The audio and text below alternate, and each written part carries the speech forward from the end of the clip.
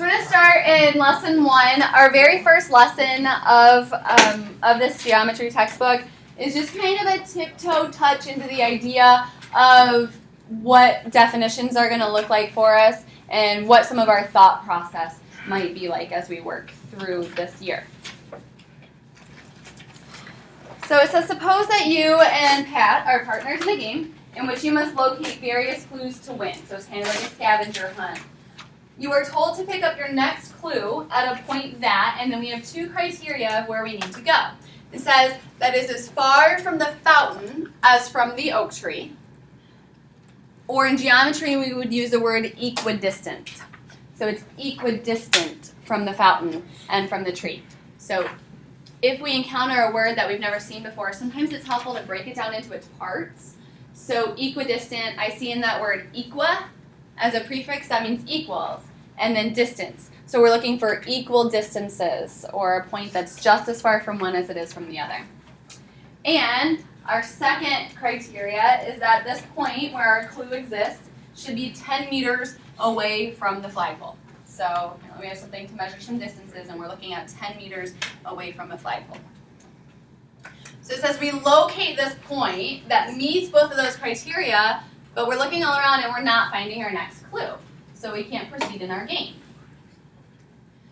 So then our friend Pat, who's our partner in this game, realizes maybe we're at the wrong spot. Yes, it meets both the criteria, but maybe there's another spot that also meets these criteria, and that's actually where our clue is. So it asks you to try to sketch out where this other place might be. So you have this diagram in your notes. So our rules are that it has to be the same distance away from the fountain and the tree, and it has to be 10 meters away from that flagpole. So the point X meets that, but it didn't work. So maybe there's another point that still works, and that's where we should really be going.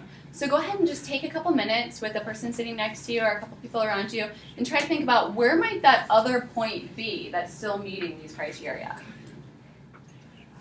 So we had 2 criteria, and sometimes it's easiest if we just think about one criteria at a time and then try to combine those ideas later instead of trying to think about everything at once. So one of the restrictions was that we had to be 10 meters away from the flagpole. So what would it look like if I found all of the points that are 10 meters away from the flagpole? Circle. A circle. So I'm really bad at drawing circles, but something coming around like this, and no matter where we go, it's always 10 meters. So clearly that was bad.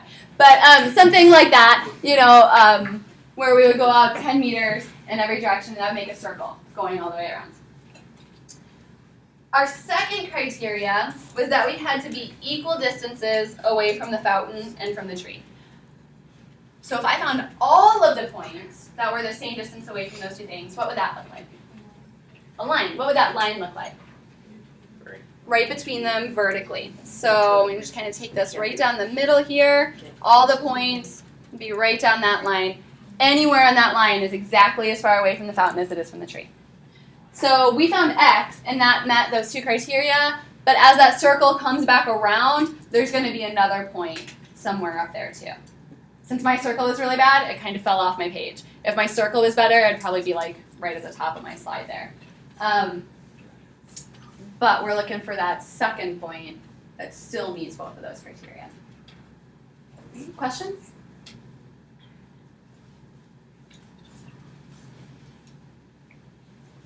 The game we discussed above involves points and distances. Those are some terms that we'll be defining as we move through this chapter. When we approached it systematically, looking at it step by step, we ended up using lines and circles. Those are terms that we'll be defining as we move through the year. So understanding the properties of these geometric figures is going to be a big part of what we're doing this year. So even little kids, like my 3-year-old son, he knows what a circle is. If I show him a circle, you can say that's a circle. He understands that. But there's a whole lot of stuff going on in a circle, and we're going to talk about some of that stuff later this year. Okay? In our first chapter, we're going to start talking about the building blocks of geometry, which are the most basic figures, which are points and lines and planes. So we're going to start out talking about those in this first chapter. And then we're going to build as we go through the year, and we're going to end up talking about triangles, and we're going to talk about quadrilaterals that have 4 sides and the different types of those. We're going to talk about circles and all different other shapes and all these properties that are true about them. So a few more questions about kind of the same idea. On page 2 in your book, there's a diagram that looks a whole lot like this picture of the fountain and the tree and the pole, except it's minimized down to just using letters, P and T and F. In the real world, we have things. We have fountains, we have trees, we have poles. In geometry, we can reduce things down to just points. So instead of trying to draw a real picture of a fountain and labeling it fountain, we can just draw a point and label it F, and that carries the same meaning. So on page 2 in your book, there's kind of a picture that's reduced down to that same idea of just looking at those. It asks you to complete the diagram. Now don't draw it in your book, just sketch it on your paper, to show all the points that are 5 centimeters away from P. And what shape will we have drawn? We kind of already talked about this. If we're thinking of P as meaning like the flagpole, and I want to go this time a distance of 5 centimeters away from it, what would that look like?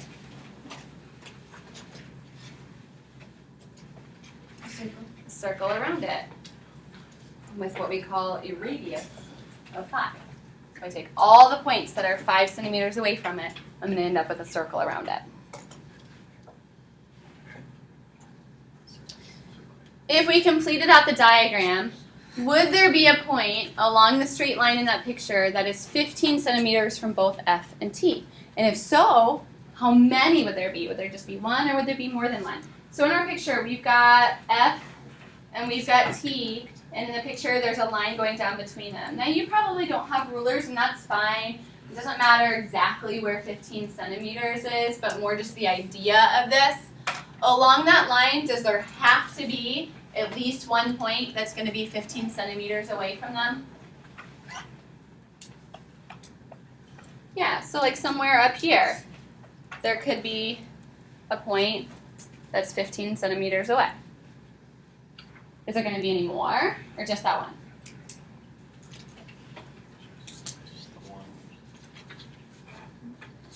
Just that one. There'll be one more. Because it's 15 centimeters. Going down. Y'all going. We can kind of mirror image it and think about going down the other direction, and we could find a second one that would still be 15 centimeters away from them. Are there going to be any more? No, just those two. Okay. Another way of thinking about this problem is if I wanted to know where all of the points are that are 15 centimeters away from F, what would I draw? A circle. And then if I did the same thing with T and draw a circle, those two circles would intersect at those 2 points. Kind of another process to the same solution. So in your book, points P, X, and T look like they might be in a straight line. So we want to see if they actually are in a straight line. Now again, you might not have a ruler with you, and that's fine. It doesn't really matter, but you do have things that are straight with you, like the edge of a piece of paper is a straight line. So you could use the edge of a piece of paper and kind of line up those 3 points, P, X, and T, and see if they really do truly line up. Do they? No. They don't. But before we put that paper or ruler there, they really kind of look like they do. So this is actually the most important idea that I hope you learned today, that we cannot trust our eyes. Okay, that is a big, big thing that we need to learn and work through this semester, that we cannot trust our eyes. Our eyes and our brain are easily deceived. So things look like straight lines when they're not straight lines. So when I ask you to explain something in this course, which I will do a lot, the words, "it looks like it," will never be an adequate explanation. Okay? Once we get into talking about angles, perhaps you've heard of what a right angle is before. It's an angle that measures exactly 90 degrees. So if I ask you something's a right angle, and you say yes, and I ask you why, and you say it looks like it, we're not going to go for that. Because our eyes cannot tell the difference between 89 degrees, 90 degrees, and 91 degrees. It's going to look the same. So telling me it looks like it is never going to work. That's why optical illusions are so popular. There's all kinds of books and pictures of optical illusions because our eyes are just really good at fooling our brain into thinking something. So we always need to confirm by taking measurements or applying things that we know to be true before we say that something is true. It looks like point P might be equidistant or the same distance from F and X. Is it? How could we tell? Measure. We could measure. What if we don't have a ruler? Guesstimate. Okay, kinda. Yeah, there's like two kind of fake measurement methods that I would consider okay. Of course, they're not great because they're fake. They're not using a ruler. But one way is if you are just testing to see if things are the same distance away and not necessarily how far away. If you have a piece of paper, you could line up your paper with the first two of the things and kind of put like little hash marks on the edge of your paper. And now you know how far those two things are. So you can see, are the other things that same size or not? Or you can do what I call a finger pinch measurement and just kind of say, like, take your fingers and say, yep, here's how far apart these are. Yep, take your fingers over there. Now, obviously, this is super imprecise because our hands are likely to adjust a little bit. But just for, in general, kind of telling if things are the same distance, it's an okay way to tell. So are they the same distance? No. Nope. So again, it looks like it, but our eyes just aren't that good at judging distances. So we can't really tell until we test it. So always test it. Don't trust your eyes. That's the big lesson for today. Suppose Pat spoke of a line, and he called it L, joining F and T. Well, you thought of a line N, joining F and T. So you guys are both working out these clues on your own, and Pat over on his piece of paper takes points F and T, and he connects them, and he labels that line with an L. And you're working over on your paper, and you connect points F and T, and you label that N. And then you guys get together and you're collaborating. Is it better to say that you guys thought of two different lines, or that you were really thinking with the same line, and just one person called it L and the other person called it N? Same line with different names. In geometry, there's only one way to connect 2 points. If I drew 2 points on the board and I gave every one of you a marker and said, go on up and connect the dots, now human error is going to come into play that it might look a little bit different for different people. It's kind of hard to draw a straight line. But really, truly, everybody would be drawing the same line because there's only one way to connect 2 points. So it doesn't matter what we call it. We've all done the same thing. Point X is equidistant from F and T. Furthermore, point Y is equidistant from F and T. Does that mean X and Y are equally distant from F? So here we're going to be careful with our new definition of equidistant. X is equidistant from F and T. Y is equidistant from F and T. Are X and Y equally distant from F? No. So a lot of times we hear the word equals and we just start to think this is equals, everything's equals, but it's not. And we can see that in the picture too. That one doesn't even really necessarily look to be true. But we have to be careful when we start hearing the word equals a lot that we're not over applying it. Suppose you were asked to find a point 5 centimeters from P, 5 centimeters from F, and 5 centimeters from T. Is there such a point? I'm not so concerned with this on the yes and no because you don't have compasses and stuff that we can set to 5 centimeters.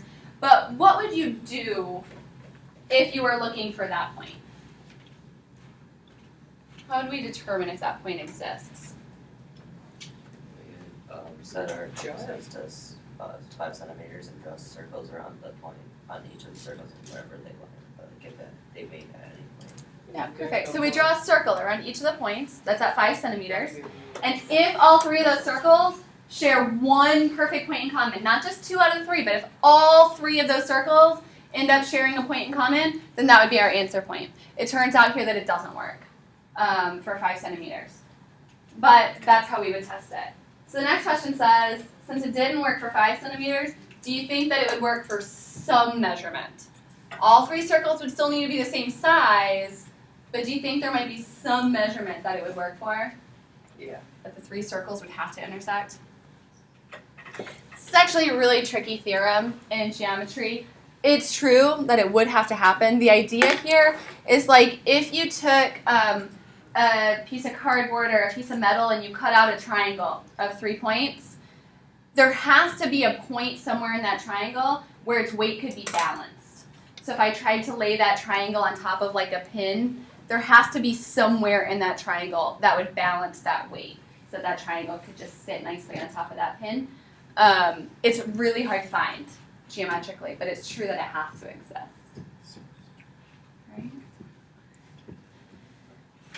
This lesson's big thing, big idea, don't trust your eyes. And then the rest of the idea of this lesson is just kind of getting an introduction to what it might look like when we start defining some terms. Okay? Tomorrow we're really going to get into the bulk of starting geometry. So tonight for your homework, what this is going to look like is pay attention to what's printed on your sheet, not what's printed on the slide. I made an edit this year and forgot to edit the slide. I edited your notes though. So you're looking at problems 5 through 7 and 10. I cut out 2 of the problems there. From section 1.1. Now in your book, this is really important because without a doubt somebody is going to do the wrong homework sometime this year, and it's a bummer to have to redo your homework. So make sure you pay attention. At the end of each section, there are 2 sets of problems. One set of problems is labeled classroom exercises. One set of problems is labeled written exercises. We will always do the written exercises for homework.